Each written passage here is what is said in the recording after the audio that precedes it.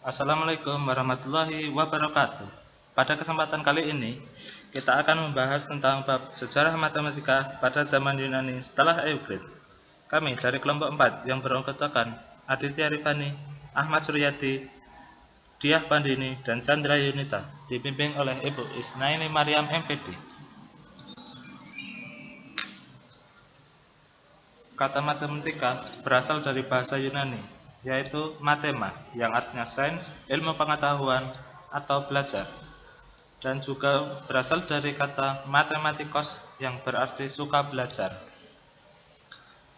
Matematika Yunani dimulai kira-kira tahun 600 sebelum Masehi. Matematika Yunani lebih berbobot daripada yang dikembangkan oleh kebudayaan sebelumnya.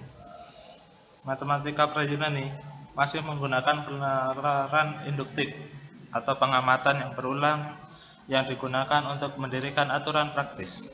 Sebaliknya, matematikawan Yunani menggunakan penalaran deduktif atau menggunakan logika untuk menurunkan simpulan-simpulan dari definisi dan aksioma dan menggunakan kekuatan matematika untuk membuktikannya.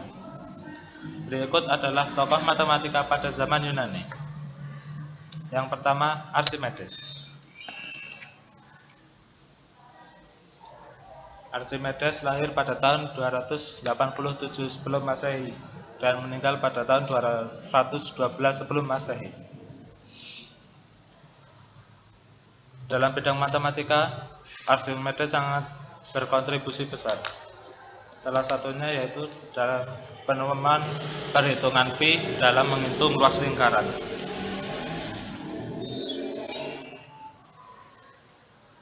Tiga dari karya Archimedes yang lain membahas geometri bidang datar.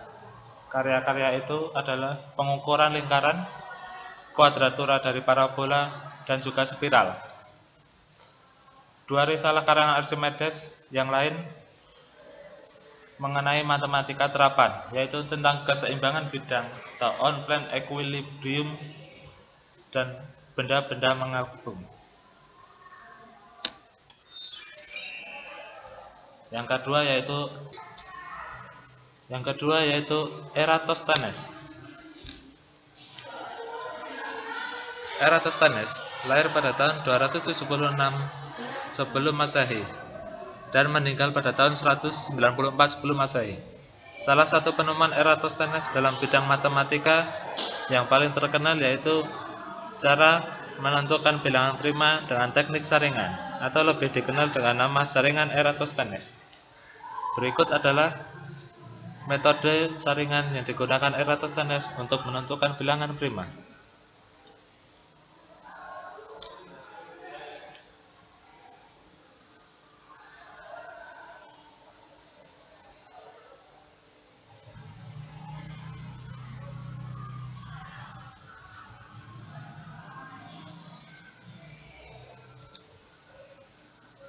Pertama, kita coret bilangan 1 dan bilangan kedua setelah 2.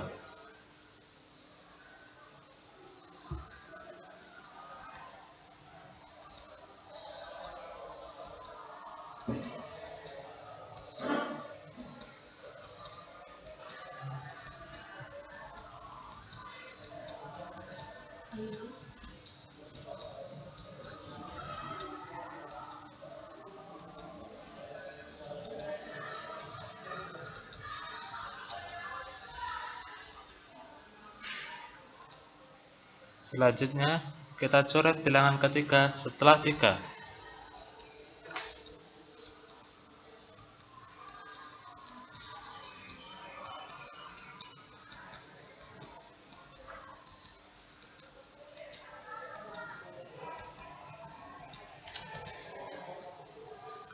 Selanjutnya, kita coret bilangan kelima setelah 5.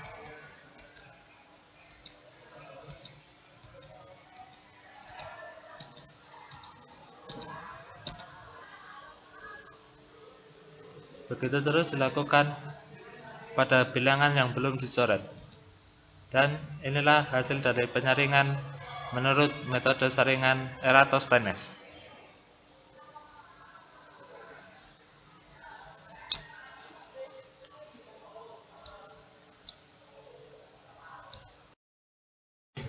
Selanjutnya, tokoh matematika Yunani yang ketiga adalah Apollonius.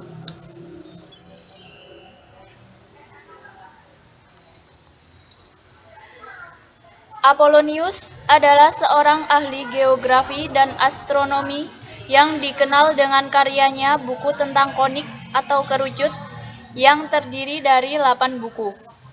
Namun, hanya 7 buku yang bertahan sampai sekarang.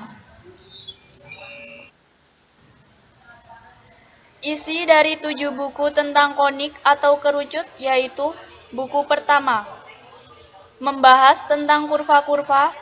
Dalam buku ini pula disebutkan teorema-teorema dan transformasi dari koordinat dari sistem yang didasarkan pada tangen dan diameter pada titik P yang berada pada kerucut ke dalam sistem baru yang ditentukan oleh tangen dan diameter dari titik Q yang berada pada kurva yang sama.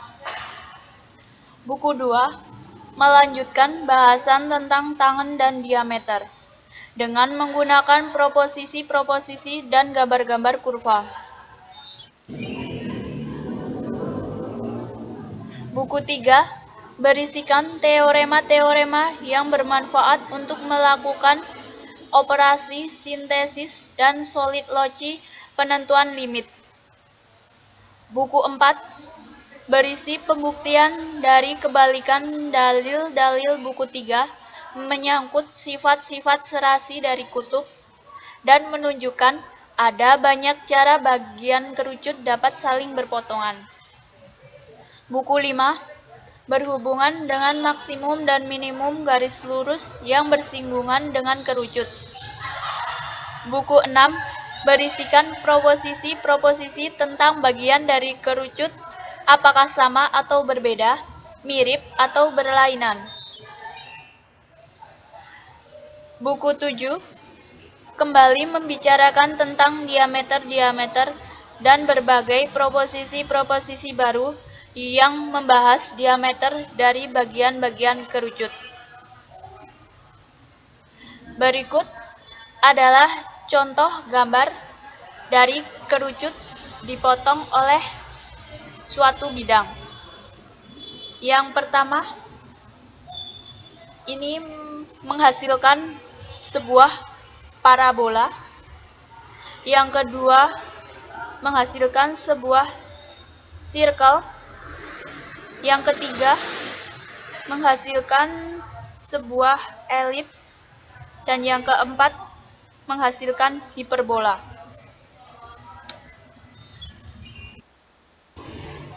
Tokoh matematika Yunani yang selanjutnya adalah Diopantus.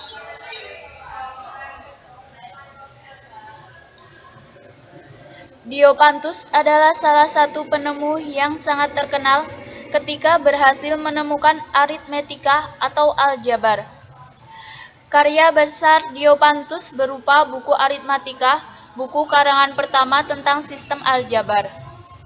Bagian yang terpelihara dari aritmatika Diopantus berisi pemecahan kira-kira 130 soal yang menghasilkan persamaan tingkat pertama.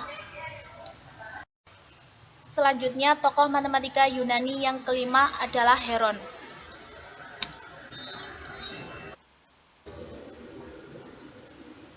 Karya-karyanya yang di bidang matematika berisikan tentang prosedur untuk menghitung luas suatu bidang, luas permukaan bangun ruang, dan volume bangun ruang. Salah satu karyanya yaitu Book Eye of Metrica yang membahas tentang luas bangun datar dan luas permukaan bangun ruang.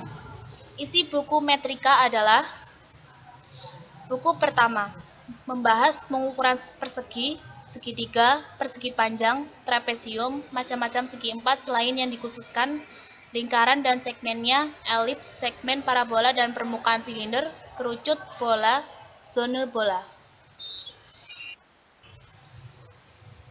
Buku 2 membahas pengukuran isi kerucut, silinder, paralelepiped prisma, piramida potongan dari kerucut dan piramida, bola, segmen bola, torus, bidang 5 beraturan dan isi beberapa prismatoida.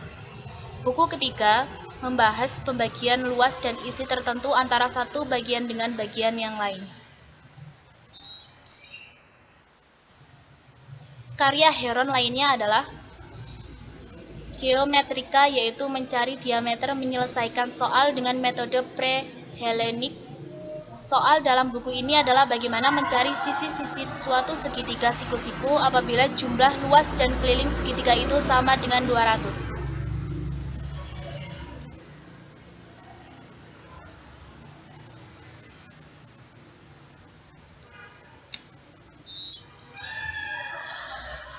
Selanjutnya, tokoh matematika Yunani yang ke-6 adalah Pappus.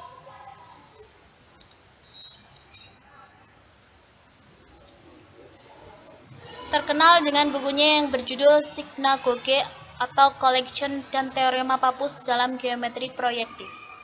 Collection merupakan hasil karya Pappus yang terkenal yang berisi ringkasan atau ikhtisar matematika. The Collection diperkirakan ditulis pada tahun 340 yang terdiri dari 8 buku. Isi buku Collection adalah buku 1 dan sebagian buku 2 telah hilang. Buku 2 membahas suatu cara yang dikembangkan oleh Apollonius untuk menulis dan bekerja dengan bilangan-bilangan besar.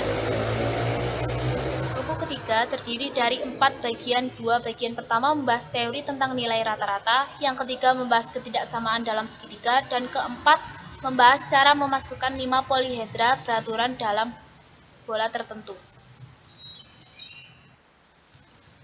Buku keempat terdapat perluasan Pappus dari teorema Pythagoras.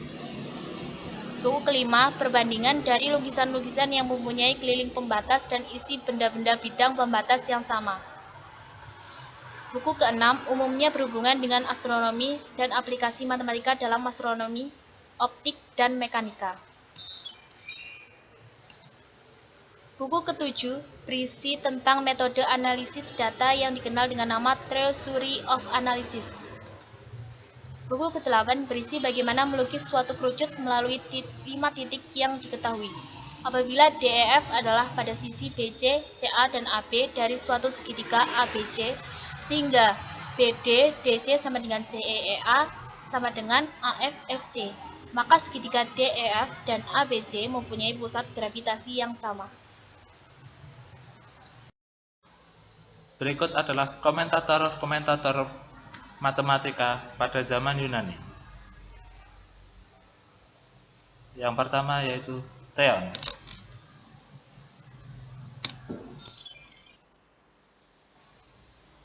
Theon menulis komentar atas karya Ptolemy, yaitu Almagest, dalam 11 buku. Di samping itu, edisi modern dari karya Euclid, yaitu Elemen, adalah berdasarkan dari revisi dari Theon terhadap naskah aslinya. Yang kedua, Hypatia. Hypatia adalah ahli matematika wanita pertama yang tercantum namanya dalam sejarah matematika. Berdasarkan komentar matematisian sesudahnya, diketahui bahwa Hypatia banyak menulis komentar-komentar atas karya-karya matematika sebelumnya, seperti Arithmetica dari Diopantus, Conic Section dari Apollonius, dan Almagest dari Ptolemy. Komentator selanjutnya ada Proclus. Karya terbesar Proclus adalah komentarnya terhadap buku 1 Elemen karya Euclid. Jasa Proclus yang terbesar selanjutnya adalah karyanya tentang sejarah geometri sebelum Euclid, di mana dalam karyanya Geometri, Proclus membuat ringkasan dari karya Eudemus, History of Geometry, yang terdiri dari 4 buku. Bagian dari buku ini yang dikenal dengan Eudemion Summary dianggap sebagai kontribusi Proclus yang terbesar kepada sejarah matematika. Karya Proclus yang lain adalah komentarnya terhadap karya Plato, yaitu Republik. Komentator selanjutnya ada Boethius. Boethius menulis buku teks untuk 4 cabang matematika, yakni aritmatika, geometri, musik, dan astronomi. Buku aritmatika Boethius berdasarkan kepada Introduction karya Lycomachus, geometri berdasarkan Elements-nya Euclid, astronomi berdasarkan Almagestnya Ptolemy, sedangkan musik berdasarkan karya Lycomachus, Euclid, dan Ptolemy.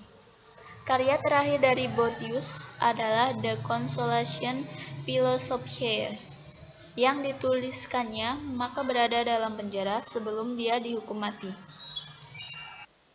Komentator selanjutnya ada Simplicius.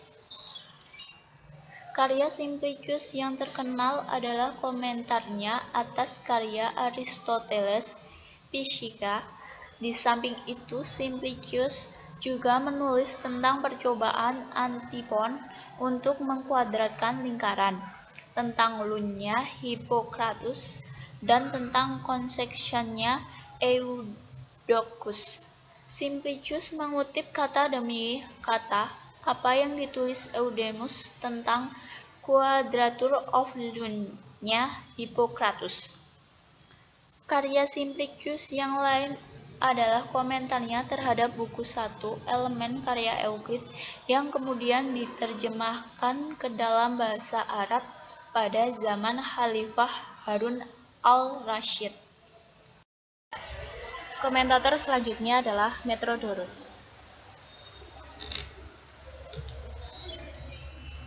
Antologi ini adalah salah satu sumber yang sangat berharga tentang aljabar Yunani yang disusun oleh Metrodorus, seorang ahli tata bahasa Yunani. Antologi ini berisi segi 6.000 ekipmen atau sajak puisi. 46 buah diantaranya berisi problem-problem yang berasal dari Metrodorus dan sebagian lagi berasal dari karya-karya matematika sebelumnya, termasuk problem matematika sesudah zaman Diopantus. Sekitar satu lisin mengenai persamaan simultan sederhana dengan 2 variabel, satu persamaan simultan dengan 4 persamaan dan 4 variabel, dan 2 problem yang berhubungan dengan persamaan tak tentu atau undeterminate equation dari pertama. Komentator selanjutnya adalah Euthosius. Karya Euthosius adalah menulis komentar atas karya Archimedes, yaitu On the Sphere and Cylinder, Measurement of a Circle, dan On Plane Equilibrium, serta karya Apollonius yaitu Conic Section. Dari tulisan Euthosius inilah orang dapat mengenal penyelesaian Archimedes tentang pangkat 3 dengan irisan kerucut, yang terdapat dalam buku On the Sphere and Cylinder, di mana buku ini tidak dapat ditemukan lagi. Komentar Euthosius tentang konikanya Apollonius dipersembahkan kepada Anthemius. Komentar terakhir adalah Isidore. Kontribusi yang terbesar dari kelompok Konstantinopel ini, Euthosius, Anthemius, dan Isidore, adalah menyelamatkan karya-karya Archimedes versi Yunani, serta 4 buku pertanikannya Apollonius, sehingga dapat dibaca sampai sekarang.